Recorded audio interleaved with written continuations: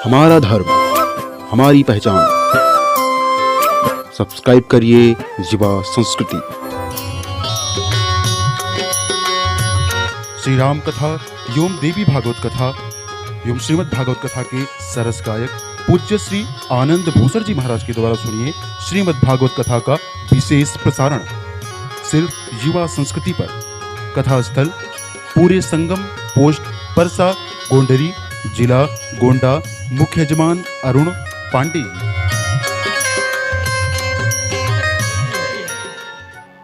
गौकर्ण घर में नहीं रहते हैं, धुंधकारी की चोरी नहीं लगी तो सोचा चल करके घर से धन ले आए।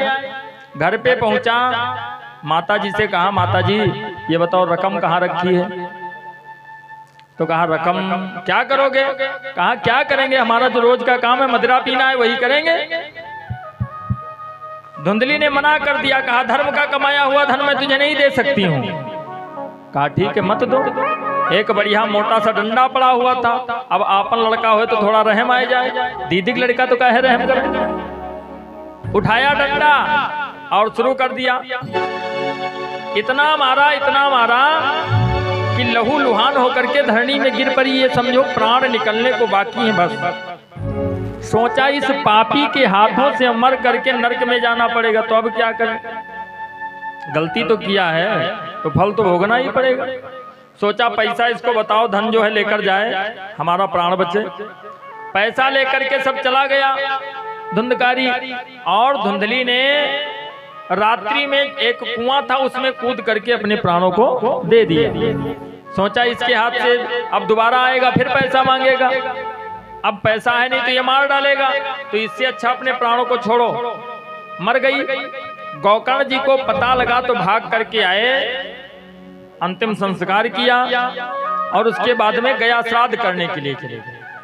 अब वो गया श्राद्ध कर रहे हैं, इधर धुंधकारी मदिरा पिए श्राद्ध कह रहा है। हाँ, गया में पिंडदान कर रहे हैं उधर वो।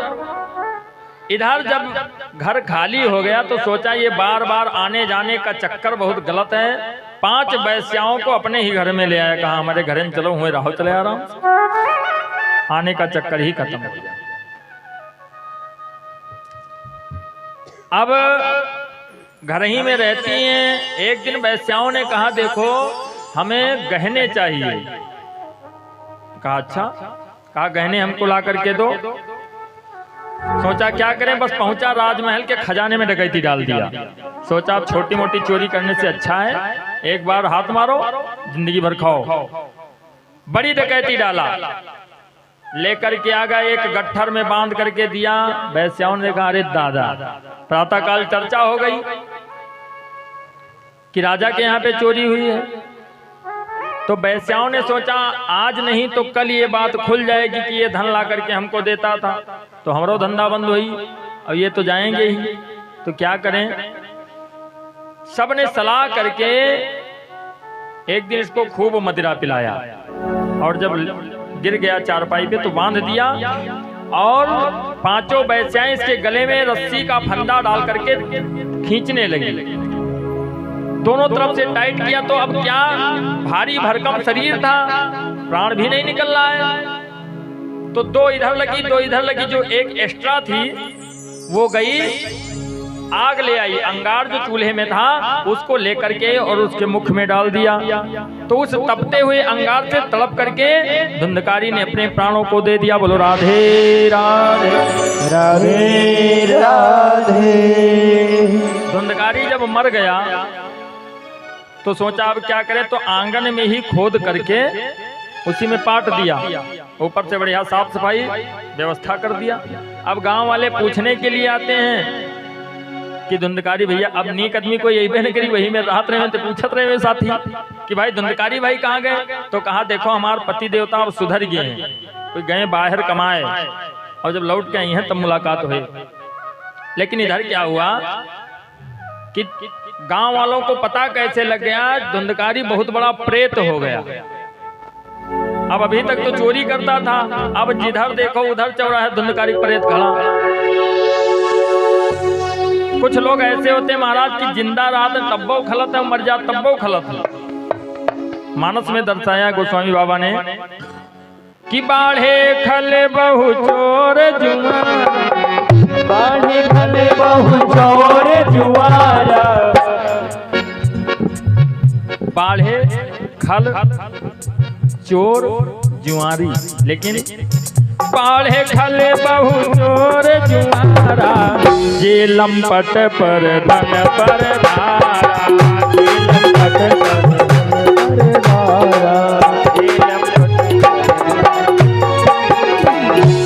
लंपट सबसे लास्ट में बताया। एक गांव में लंपट भैया रहते थे, तो उनका काम क्या था कि कभी उन्होंने लाठी नहीं लड़ा किसी से, दोनों भैया से मिल लिए और कचहरी में समोसा काटे और दोनों जने भिड़ा दिए आपस में, इतने काम उनके। ऐसे लोगों की गति महाराज बहुत गड़बड़ होती है।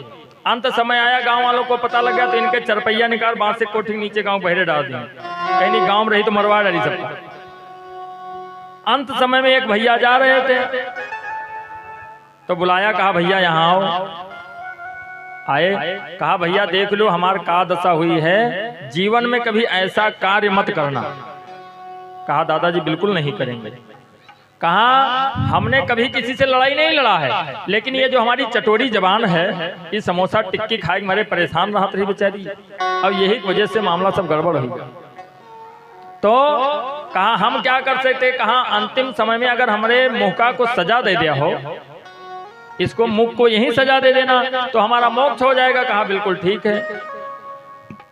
कहा क्या करेंगे। तो कहा एक खूंटा ठोक देना हमारे मुंह में ताकि मोक्ष हो जाए। मर गए। जब गांव वाले इकट्ठा हुए तो व्यवस्था बनने लगी। तो कहा भैया ऐसा ऐसा लंपट जी कहे थे। तो उमा कहा कौन हरवा फिटकरी लागे थे हैं? आम की लकड़ी काटी थी, उसका 2.5 फुट का एक खूंटा बनाया, मुंह में ठोक दिया। अब 4 अंगुर नीचे गया, बाकी ऊपर उठा, लपेटा लेकर के चल दिए। बाबक शासन, पुलिस टाइट रही। उधर से गश्त पे पुलिस आ रही थी। देखा, कहा ये क्या है। कहा मुर्दा है। कहा मुर्दा, इतना ओवर साइज मुर्दा है, नीचे उतारो। अब नीचे उतारा, जब कपड़ा खोला तो कहा अच्छा गांव वाले खूंटा ठोक के मार डाले वहां। चलो अब किसी तरीके से भैया माटी वाटी दीन, उसके बाद में लेके के जेल में बंद कर दिन। कहने वारे लंपट भैया जिंदा रहो तब तक लड़ायो, और मर गए उसके बाद जेल करवा दियो तब दो। तो ऐसे धुंधकारी भी है, जब तक जिंदा रहे तब तक तो चोरी की, और मर गए तो प्रेत बन के परेशान किए। गौकर्ण जी को पता लगा कि तुम्हारा जो भाई था मर गया। तो गोकर्ण जी ने सोचा डेड बॉडी मिले ना मिले, पता नहीं कहाँ मरा हो, तो यहाँ पर उसका भी पिंडदान कर देते। गया में पिंडदान कर दिया। और जब घर लौटे, भोजन करके रात्रि में जैसे लेटे, बस पहुंच गया प्रेत बन के। उठाए जिनका चरपैया ऊंचे और नीचे डाल दिए। आप जैसे ही गिरे, उठ के बैठे। कहा भैया कौन हो। अब कभी इंद्र बन करके आता है, कभी अग्नि बन करके आता है, कभी भैंसा बन करके आ जाता है, तमाम रूप बदल रहा है। अंत में प्रेत बन करके जब इनके सामने आया, कुछ बोलना चाह रहा लेकिन आवाज नहीं निकल रही। जल का छींटा मारा गोकर्ण जी ने, तो उसने कहा अहम भ्राता तदीवस्मि धुंधकारी नामतः, मैं तुम्हारा भाई धुंधकारी हूँ। कहा ये दैया धुंधकारी। कहा आपका पिंडदान कर दिया। तो कहा गया में पिंडदान करने से मोक्ष नहीं हुआ हमारा। क्यों। एक तो करैला और दूसरे नीम चढ़ा, एक तो वैसे दुष्ट और वैश्या के हाथ से मृत्यु हुई। कहते हैं शिव पुराण में बताया गया है कि 3 तरह के मरे हुए व्यक्तियों को मोक्ष नहीं होता है। स्त्रियों के हाथ से मरा हुआ, सर्प का काटा हुआ, और जल में डूबकर मरा हुआ व्यक्ति। इन तीनों का मोक्ष नहीं होता। 2 उपाय हैं सिर्फ, एक भागवत कथा, एक शिव पुराण, इसी से मोक्ष होता है। कहा हमारा मोक्ष नहीं हुआ। कहा कोई व्यवस्था करो, अगर ना व्यवस्था करियो तो ना हम सही हो ना तुम सही हो। भाई यहाँ नतरा तो कष्ट देवे करब। कहा ठीक है आप जाइए। प्रातः काल गोकर्ण जी ने सूर्य देवता को जल दिया। आकर्षण रजसा वर्तमानो निवेशन मर्तम मर्तंचा हेणेन सवितारथेना देव जाति भुवनानि पश्यन्। जैसे सूर्य देवता का आवाहन किया, सूर्य देवता प्रकट हो गए। कहिए गोकर्ण जी क्या बात है। कहा हमारा भाई जो धुंधकारी है उसका मोक्ष नहीं हुआ गया में पिंडदान से। कहा उसके लिए तो बहुत सरल उपाय है। सप्ताह यज्ञ श्रीमत पुराण श्री कृष्ण की कथा सुनाओ तुम। कहा 7 दिनों की कृष्ण कथा उसको सुना दो, भागवत की, मोक्ष हो जाएगा। क्यों? जो सुने तो मिटे हर जन्म की व्यथा, भागवत की ऐसी कथा है कि सुनने के बाद में जन्म जन्मांतर के पाप समाप्त हो जाते हैं। गौकर्ण जी ने व्यासपीठ का निर्माण किया। अब जैसे कथा प्रारंभ होने को ही, तो आज के समय में तो लोग कहते हैं आज नहीं कल चलबे, कल नहीं परसों चलबे, परसों नहीं नरसों। अभी 7 दिन हो एक दिन सुन लेबे, क्या करे, रोज पहुंचे कौन फायदा है।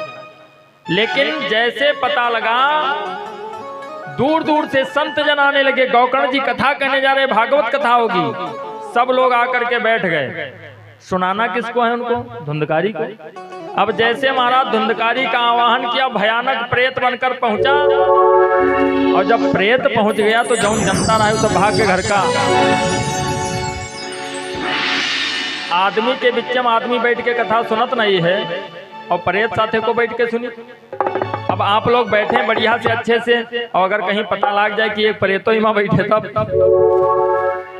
कहीं भागे जो रास्ता किधर है। और जब जनता ना हो, आप लोग चले जाए, हमसे कोई कह दिया पंडित जी आप प्रेत का कथा सुना दियो, तो हमरे बस के बात नहीं कि अकेले प्रेत बैठ के सुने हम कथा कही। गौकर्ण जी ने बंद कर दिया कथा को। कहा प्रेत को कहां सुना सकते, सब जनता भाग गई। प्रातः काल फिर से सूर्य देवता का आह्वान किया। कहा ये बताइए, कुछ ऐसा उपाय बताइए कि प्रेत भी कथा सुने और जो जनता जनार्दन ना है वह सुने। कहा एक 7 गांठ के खंभे में धुंधकारी प्रेत बिठाओ तुम। कहा एक 7 गांठ का बांस ले लो, उसी में धुंधकारी को आह्वान करके महाराज बिठा दो, और तुम्हारी कथा होती रहेगी, वो भी सुनता रहेगा और जनता भी सुनती रहेगी। 7 दिनों की कथा होने लगी। एक दिन की कथा हुई महाराज, एक ग्रंथि फटती चली गई। और जैसे 7 दिन की कथा पूरी हुई, विष्णु के पार्षद विमान लेकर के आ गए। बोलो श्रीमद् भागवत महापुराण की जय। विष्णु के पार्षद विमान लेकर के पहुंचे। धुंधकारी दिव्य देह धारण करके निकला। जैसे बैठने लगा विमान में, गौकर्ण जी ने कहा रुको, तुम कहां जा रहे हो? कहा कथा आपने सुनाई, हमारा मोक्ष हो रहा है। आप कौन हैं? कहा मैं तुम्हारा भाई धुंधकारी हूं। इतना शरीर निर्मल हो गया? हाँ, भगवान की कथा सुनने से मन निर्मल, तन निर्मल और आत्मा में भगवान की भक्ति जागृत हो जाती है, जीवन सार्थक हो जाता है। हमारा मोक्ष हो गया, हम जा रहे हैं। अब जैसे बैठ करके चले धुंधकारी, जितनी जनता खड़ी थी सब हल्ला करने लगी, भाई कथा हमने भी सुना, विमान उन्हीं के लिए आया, हमारे लिए भी आना चाहिए। गलत है ना भाई? कथा आप लोग सब लोग सुन रहे हैं, अब इधर छेना बंटवा दी जाए, इधर बतासा बंटवा दी जाए, तब गड़बड़ तो होगा ही। तो गौकर्ण जी ने कहा देखो, अब की बार हमने धुंधकारी के लिए स्पेशल कथा करी है, सिर्फ उसके मोक्ष के लिए। अगली बार में गौकर्ण जी ने फिर से जब भागवत की कथा करी, तो सनकादिक कहते हैं नारद जी कि जितने लोग कथा रसपान कर रहे थे, सबके लिए भगवान के यहाँ से विमान आ गया। बोलो श्रीमद् भागवत महापुराण की जय, बोलो बांके बिहारी लाल की जय। 7 दिनों की कथा रसपान करके धुंधकारी का उद्धार हो गया। सनकादिक ऋषि कहते ऐसे ऐसे पापी तर जाते हैं महाराज। ये है वो भागवत की कथा। पूज्य श्री द्वारा गाई गई सभी भजनों एवं कथाओं को श्रवण करने हेतु हमारे चैनल युवा संस्कृति को सब्सक्राइब कर इसके सहभागी बने। सादर जय सिया राम।